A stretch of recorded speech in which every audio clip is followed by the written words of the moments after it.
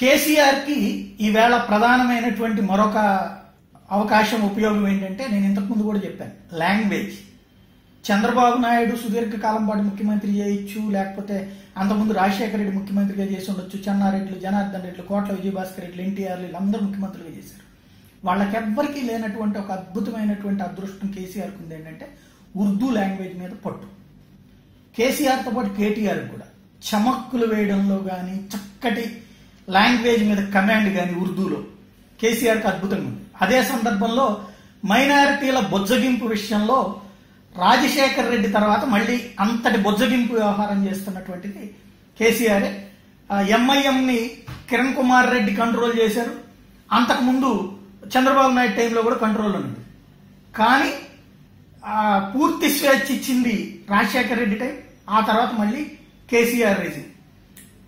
దీంతో ఎంఐఎం అందుకనే ఓపెన్ గానే ఇద్దరు కలిసి ఎన్నికల్లో పోటీ చేయట్లేదు, కానీ పొత్తులు ఉన్నాయి బహిరంగంగానే. ఎంఐఎం పోటీ చేసే సీట్లలో స్నేహపూర్వకమైనటువంటి పోటీ టీఆర్ఎస్ పెట్టింది తప్పించి డైరెక్ట్ అటాక్ కాదు. ఇంకా టీఆర్ఎస్ పెట్టినటువంటి రాజేంద్ర నగర్ దగ్గర ఎంఐఎం బలమైనటువంటి సీటుగా ఆశిస్తోంది. అందుకని 7 కాదు ఈ దఫా 8 అంటూ పెద్ద ఎత్తున సర్వేలో కూడా ప్రొజెక్ట్ చేసుకున్నటువంటి పరిస్థితి. ఇట్లాంటి సందర్భంలో ఎంఐఎం కాన్సెప్ట్, ఎంఐఎం కేసీఆర్ అంత చనువు ఎందుకు ఇచ్చారంటే, తెలంగాణలో ముస్లిం ఓటర్ల సంఖ్య కూడా దాదాపుగా ప్రభావితం చేసేటువంటి స్థాయిలోనే ఉంది. 20% వరకు దాదాపుగా ఉంటుంది. ఆ 15 నుంచి 20% అంటే ఓట్లు ఈ మధ్య కాలంలో యాడ్ అయినా ఇవన్నీ కలిపి నేను చెప్తున్నాను. ఇట్లాంటి సందర్భంలో ఈ ఓట్లు పవర్లోకి వచ్చేటువంటి వాళ్ళని డిక్టేట్ చేయగలిగినటువంటి ప్లేసెస్లో ఎంఐఎం బలంగా ఉన్నటువంటి ప్రాంతాలు కాకుండా మిగతా ప్రాంతాల్లో దాదాపుగా ఒక 20-30 నియోజకవర్గాల్లో దాని ప్రభావం ఉంటుంది. ఓ 10,000 ఓట్ల నుంచి 15,000 ఓట్ల వరకు ఉంటాయి. కాబట్టి ఎంఐఎంతో స్నేహపూర్వక సంబంధాల వల్ల ఎంఐఎం ఓటు అంతా కూడా మైనారిటీ ఓట్లు అక్కడ ఎంఐఎం పోటీ చేయని చోట టీఆర్ఎస్కి బలం చేకూరుస్తుంది. ఒకప్పుడు ఈ మైనారిటీ ఓట్లు అనేటువంటిది ఎంఐఎం పోను మిగిలిన ప్లేసెస్ అన్నింటిలో కూడా కాంగ్రెస్ ఓట్ బ్యాంక్.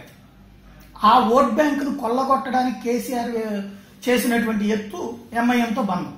కాబట్టి ఇప్పుడు అర్జెంటుగా మైనారిటీ మంత్రం పఠించాల్సినటువంటి బాధ్యత, పాత తమ ఓటర్లని మళ్ళీ వెనక్కి తెచ్చుకునేటువంటి ఉద్దేశం కాంగ్రెస్ పార్టీది. అందుకోసమనే అకస్మాత్తుగా 3వ వర్కింగ్ ప్రెసిడెంట్ వచ్చేసారు కాంగ్రెస్ పార్టీకి ఎన్నికల సందర్భంగా. మొన్నటిదాకా రేవంత్ రెడ్డి అకస్మాత్తుగా వర్కింగ్ ప్రెసిడెంట్ అయ్యారు, బట్టి విక్రమార్క వర్కింగ్ ప్రెసిడెంట్. తాజాగా 3వ వర్కింగ్ ప్రెసిడెంట్ ఇక్కడ అజారుద్దీన్.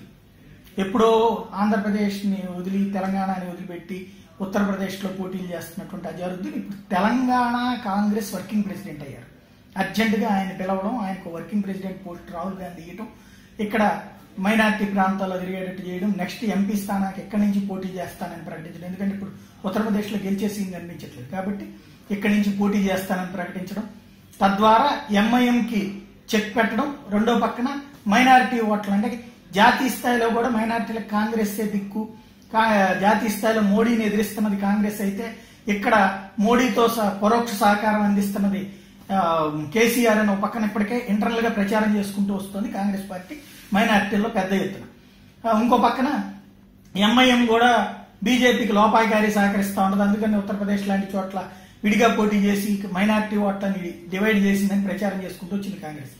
అదే తరహా ప్రచారాన్ని ఇప్పుడు మళ్ళీ మరింత డీప్ గా తీసుకెళ్లడం కోసం, అది మైనారిటీలకు మైనారిటీ భాషలో చెప్పించడం కోసం అజారుద్దీన్ రంగంలోకి దించి అర్జెంటుగా పదవులు ఇచ్చారు. మరి అజారుద్దీన్ అస్త్రం తెలంగాణ ఎన్నికల్లో ఏ మేరకు పనిచేస్తుందో వేచి చూద్దాం.